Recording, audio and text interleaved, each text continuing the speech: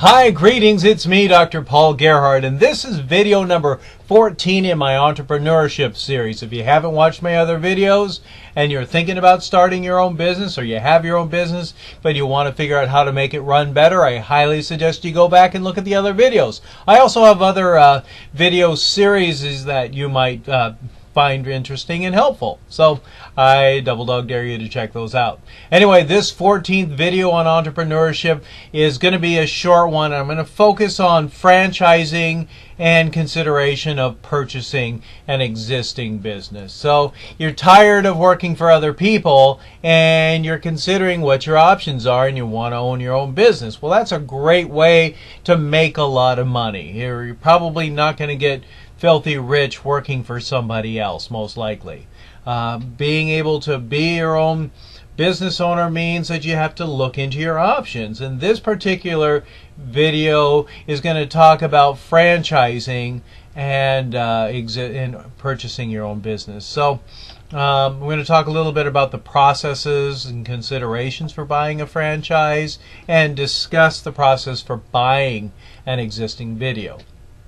So there are lots of franchises out there. I can remember being not too young when I found out that McDonald's was an example of a franchise.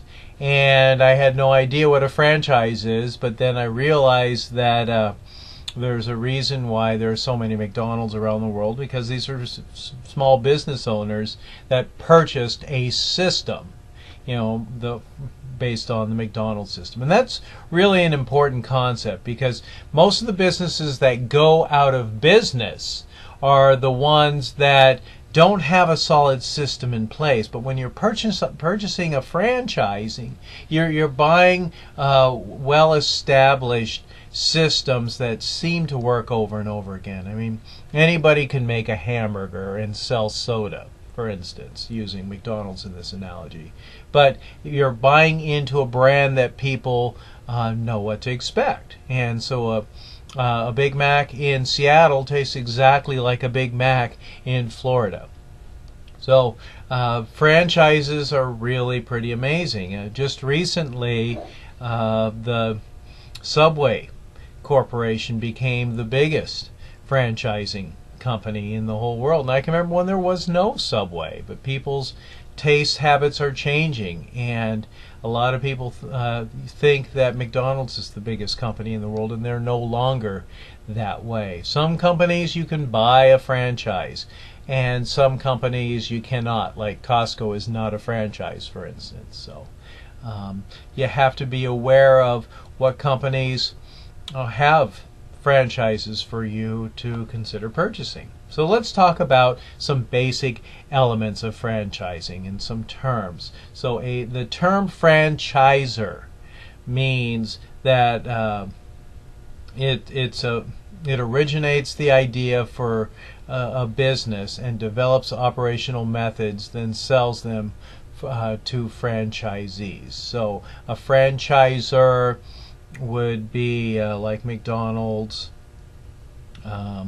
I don't know if Jack in the Box is a franchise, but like Kentucky Fried Chickens are, and so other well-known brands that you can purchase like that are come from a franchisor. They're the company or the business.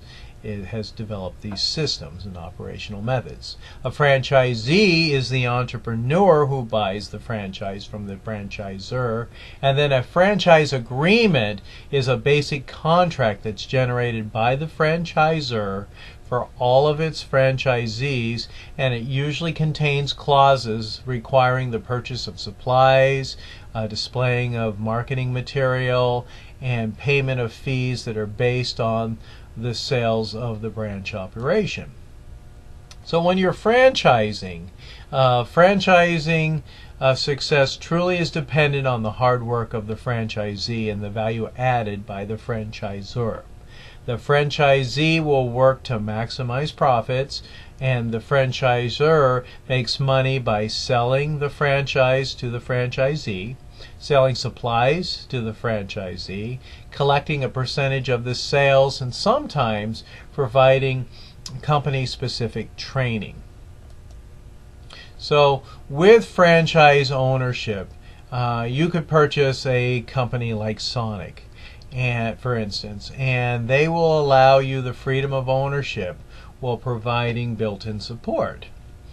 And if you think about what a Sonic restaurant sells compared to a mom and pop owned shop, there's some systems that come in place. The menu, for instance, the advertising on the cup, the promotions that go on television. So there's a lot of benefits for owning a franchise.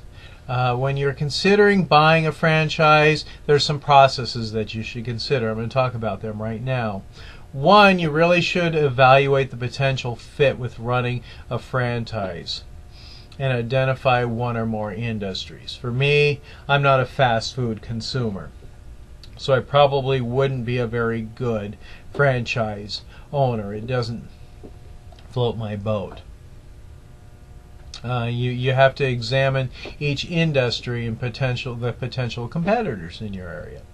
You have to examine competitive strength of various franchises in the industry, and you need to identify a franchisor that is the best potential match for you, and then you have to thoroughly examine that identified franchisor.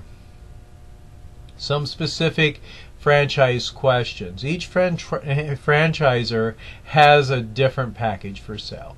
So the franchisee must examine the offer and balance the cost and benefits that are offered. You have to issue and consider some things like what's included with the franchise. What are the obligations of both the franchisor and the franchisee, and then the steps in the process of obtaining the franchise. You really must consider what the franchise includes. Is there any universal standards? Do different franchisors offer different sets of supports, and what are those varying prices?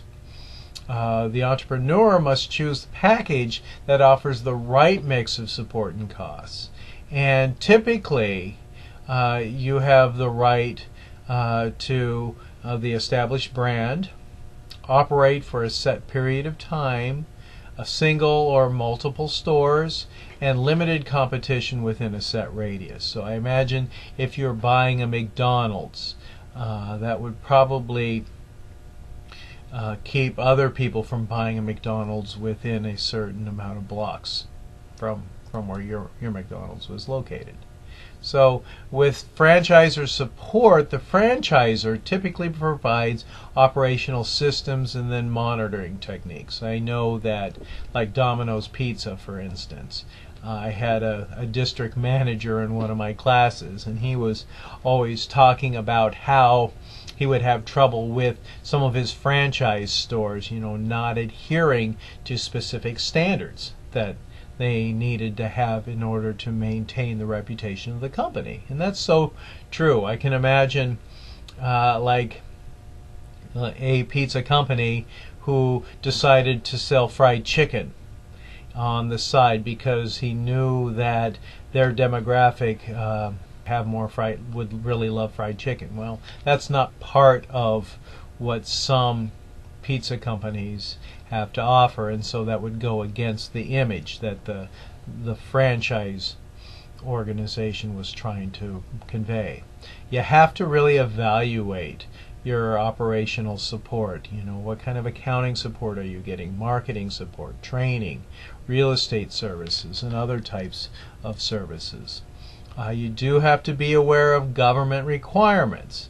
In this industry, you have to be aware of the Uniform Franchise Offering Circular, or the UFOC, and that's the principle governing of the franchisor and the franchisee, and it includes 23 different points. So I'm going to go over those points really quickly.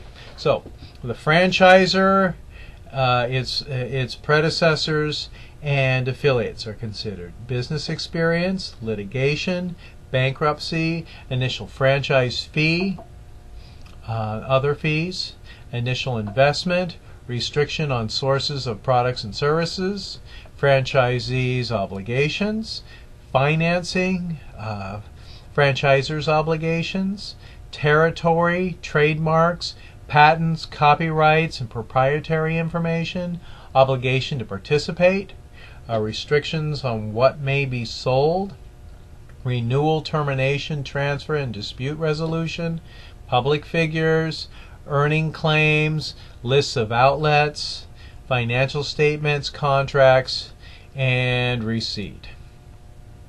So franchises have systems in place that can help business owners be successful, and so you really have to be able to understand what that market looks like as it relates to location, longevity of demand, and skills needed. I suspect that with many of the incoming Subway restaurants, that McDonald's sales probably has gone down lower.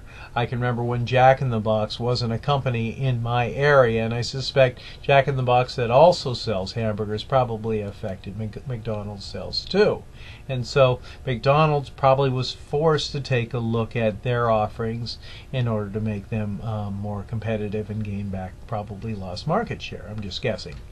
So these are things that you have to consider. Are there going to be things that come up that will affect the sales and revenues of your company's offerings? So in the franchise process, you should really request an information packet and fill out a short application. Usually there's a phone interview that takes place to see if you're a good fit. Once vetted, the franchisee is sent the UFOC, which I mentioned earlier, and fills out a more complete application. And then negotiating the deal is really the next step. And so you have to explore upfront capital requirements, financing arrangements, and any kinds of continuing fees. When you're buying an existing business, it also should have an established set of processes. If it's been in business for any time at all, you should be able to look at its cash flow.